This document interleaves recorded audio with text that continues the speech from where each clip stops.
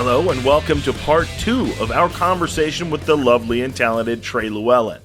Today, Trey tells us how to not neglect the small stuff in business and what exactly it means to just fly the plane. Keep it right here on the Peak Performers Podcast. Welcome to this edition of Peak Performers Podcast with your host, Thor Conklin. Thor will be sharing the necessary tools, strategies, and psychology you'll need to become a peak performer in any area of your life or business. Hey, let's talk about Clickfunnels for a second because, there's a lot of different options on the market that you could have chosen, but you've chose them and you're having wild success with them. Tell us why you picked them. Well, it's an interesting piece because I was in an interesting place in my life when Clickfunnels kind of came around. We're actually their, I don't know today, but I was told like last week, we're their top Clickfunnels user. So that's pretty sweet. We've done a lot through them. And so, but before that, it was just kind of beginning and I didn't even know who they were. I didn't even know who Russell Brunson was. So that's kind of funny. So whereas we were wanting to get off Teespring because they didn't allow us to have like the address, the phone number, the email address, like no data. And without data and without a database, you're dead in the water. Like you're unemployed until the next big offer. And that sucks. So you need to have a database that will like long tail you through the downturns. And there will be downturns. Like we've gone through multiple downturns. It sucks. And we've gone through multiple high pieces like, this is awesome. And, but that database has saved us over and over and again. But we were wanting to get off Teespring. We had a guy build a website for us. It was like $5,000 and it took 2 months because this was like when they had program HTML. And we went for day of launch. We started bringing down our Teespring ads and going off of there because we're ready for this new program. Go to launch and it wouldn't take an order or something, like it kept airing out. And it was a freaking mess. And I called up my friend Kim Doyle, who I was really fond of. And I was like, hey, like I think I was just venting to her. And I was like, this is what's going on. It sucks. Like life is bad. And cause like it's not all butterflies and unicorns, as my girlfriend says, not every day. So I was like, the world is ending. And she's like, well, hold on. Have you heard of this thing called Clickfunnels? I was like, no, what the hell is a ClickFunnel? And she's like, oh, well, it's this thing Russell Brunson's launching. It's kind of cool. Maybe you should check it out. And I was like, okay, I'll go get the free trial. And I went and got the free trial. And it took me 2 days to build what I was trying to build in 2 months. And we built it, we ran it, and we paid for a year of ClickFunnels within, I think, 3 days from just starting to run traffic over it again. And that's kind of what opened us into the physical world, because ClickFunnels doesn't allow you to do multiple items such as like t-shirts. Like they can't choose small, mediums, or larges. So we kind of had to go about a different way, which was what we found was units. So let's say you're selling, in our case, wolf oil, tactical honey oil. And with the gun oil, we could sell 1 or 2 or 3 or 4 or 5 or 10. And people started buying 2 and they started buying 3 and people were buying 10. I was like, I don't know what they need 10 oils for, but they're definitely buying them. And that's kind of what started to open our eyes to these new type of platforms such as funnels, because even with Teespring, there's no upsells. And ClickFunnels started to lay this out to where now you can do upsells and downsells and thank you pages, and it's super drag and drop. So that started a whole new era of our company and really launched us into what you see today. Let's go into a little bit of detail there for the listeners that's not familiar with the funnel system, and specifically what you did with the oils, because it's a really interesting story. And one thing I want to make very clear, you heard kind of, hey, let's throw something up on the board or on the wall and let's see what sticks.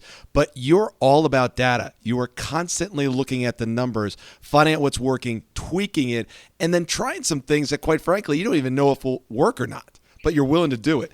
Go into some detail here. I actually did a huge talk at a funnel hacking event, which I called it Mastering Funnelytics, and that is not a word. I made it up, to where basically you understand the mathematics behind your funnels. We have people enroll in our mentorship. I'm sure you have people enroll in your mentorship. And the first questions I start asking is, what's your average cart value? And those are simple questions. What's your average cart value? what can you afford per click, or what's your CPA? Like, how much can you afford per conversion? Like, what's your profit? And let me guess, they go, huh? What's an average cart value? Yeah. And I'm like, okay, all right, we got, we're going to start there.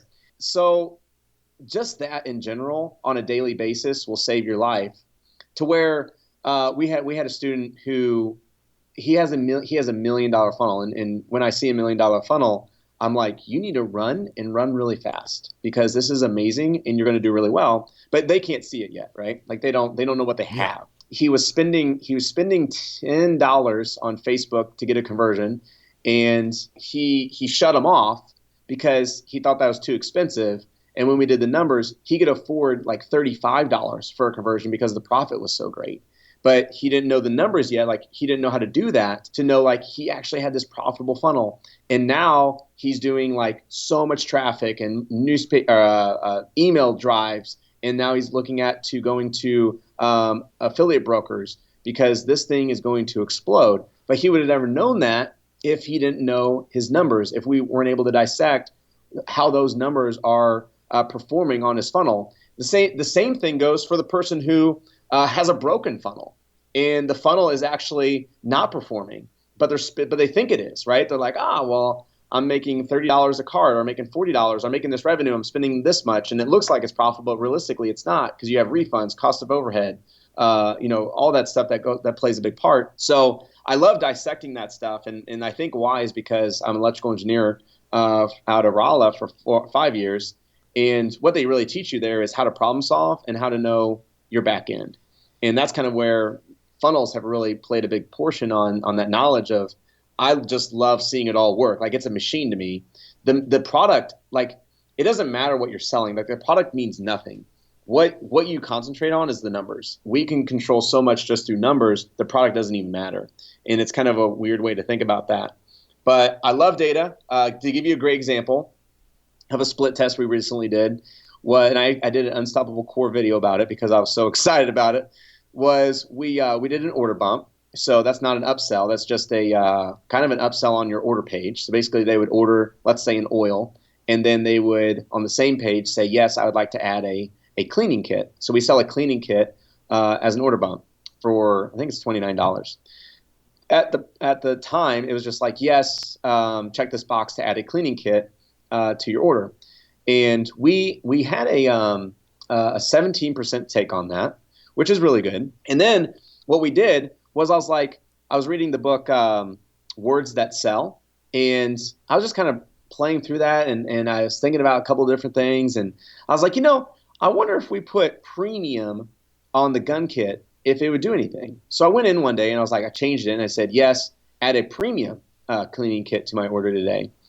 Just by adding the word premium, it went from a 17% take to a 35% take. Oof.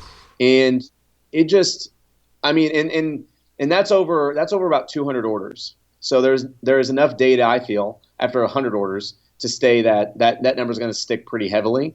But it was amazing, like, just little tweaks like that can have such a large impact. Now, does every split change do that? No. That's kind of like one of those rarities, but it's still fun to talk about, because it's like I added one word and we over doubled the freaking conversion on the order form. So again, then your CPA goes way up, because you can afford way more traffic, because you can afford the profit, right? The profit increases way more.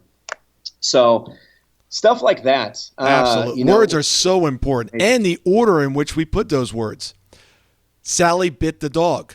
The dog bit Sally. Totally different experience if you're Sally. It's so important.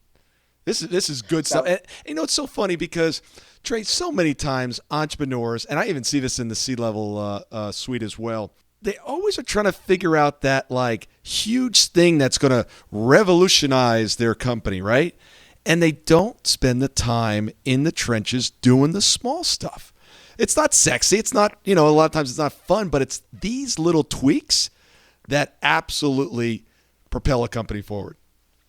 Yep. What do you tell someone around their mindset of, as you're working and mentoring them, they want that, okay, great. Yeah, that's good. That's good. Yeah, that was good for you, Trey. But give me that kind of like the nugget. How do you get their mindset around focusing on these small tweaks?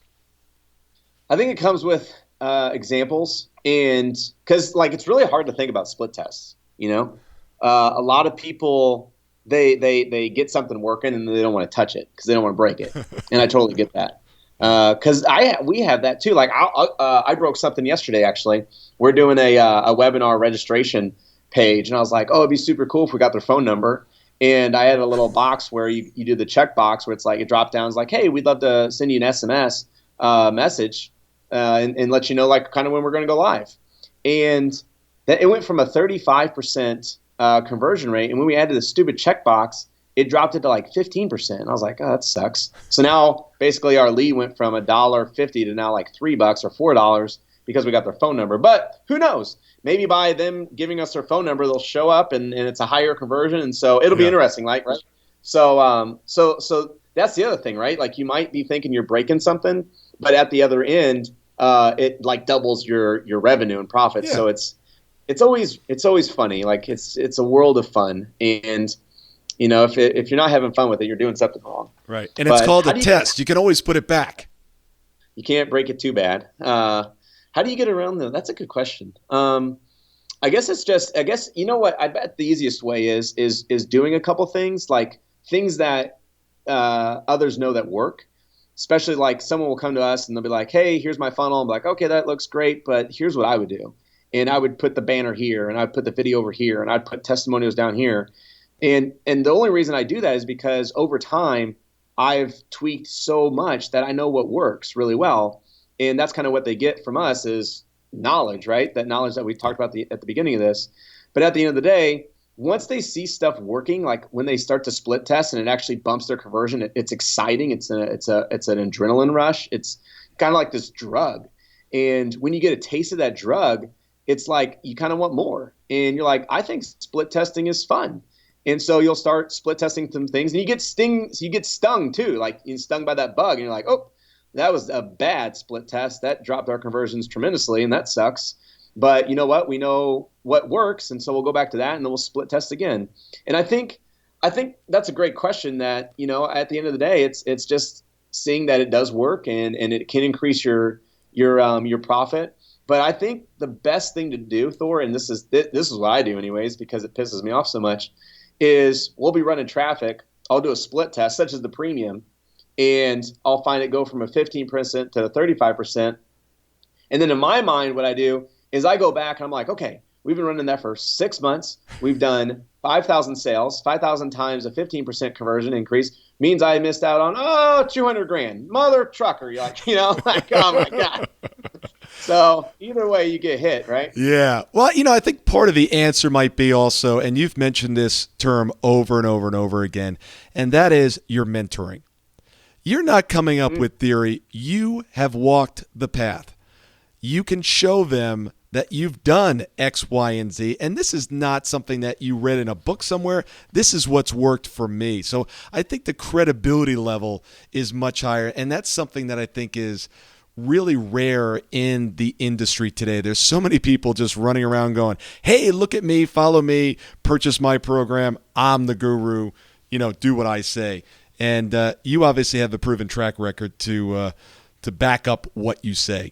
It is. We talk about this all the time. My business partner, Tony, we laugh about it because it's true. But at the end of the day, we are doing it. Right. And we're not just mentoring. Like I actually have, 2 other companies that we're running, and we're succeeding, we're failing, we're succeeding, we're failing, we're stumbling over ourselves, but we're getting through it, and we are going through the trenches. And sometimes those trenches are muddy, and sometimes those trenches are a beautiful sandy beach, and you want to stay on that beach until you're like, oh shoot, the water's getting muddy or the water's getting red. But I think you do see that. You see other people like, they'll have a little taste of success and they try to go and teach it, and that's fine, and teach their own or whatever. But I think it is important that the mentor is doing what they're coaching versus just coaching of what they should be doing. Yeah. And with like Facebook and with just like the world in general, things change. Funnels change. How people relate to your copy changes. People used to be dumb, I think, about 5 years ago, 7 years ago, because all this internet sales were so new. But people are becoming smart. They're becoming a no BS market. Our copy has changed. The way we present our products has changed.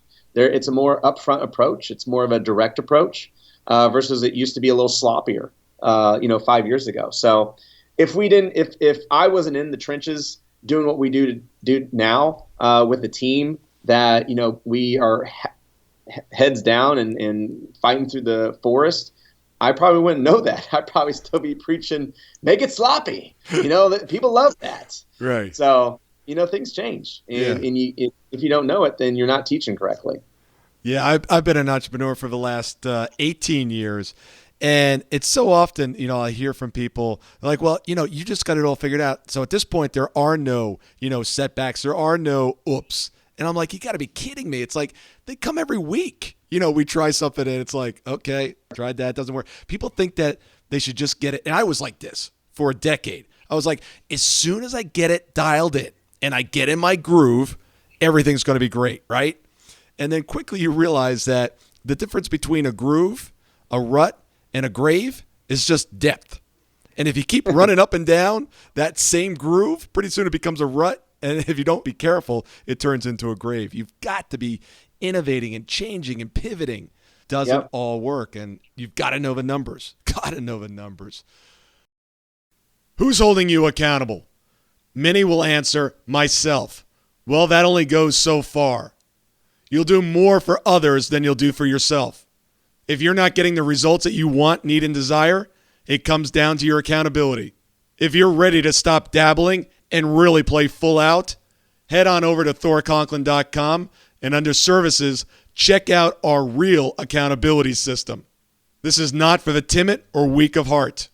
This is only for those individuals that are truly committed to taking their game to the next level.